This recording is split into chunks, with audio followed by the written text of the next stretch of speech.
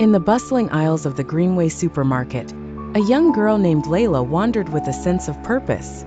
Clutching a list in her hand, she moved from shelf to shelf, tossing items into her basket with deft precision. Most people barely noticed her small frame darting between them, absorbed as they were in their own shopping. Layla was a curious child, about 9 years of age, with auburn hair tied into braids and freckles splattered across her nose.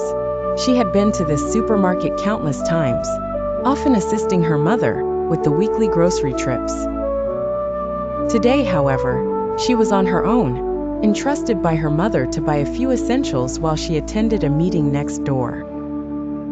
Layla felt proud, a bit nervous, but mostly excited to have such responsibility. As she carefully compared pasta sauce prices, an unremarkable figure drifted nearby, perusing the adjacent shelves. It was a man wearing a nondescriptive hat and gray coat. He seemed innocuous at first glance, an ordinary shopper like any other. Yet there was something peculiar in the way he glanced sideways. Suddenly, as Layla reached for a can of tomatoes, she felt a sharp pinch on her arm. Surprised and startled, she yelped, dropping the tomatoes with a clang. The man in gray, standing just behind her, offered a hasty apology, stating, "I'm so sorry, young lady. It was an accident." His voice was calm but insincere, his eyes shifting rapidly.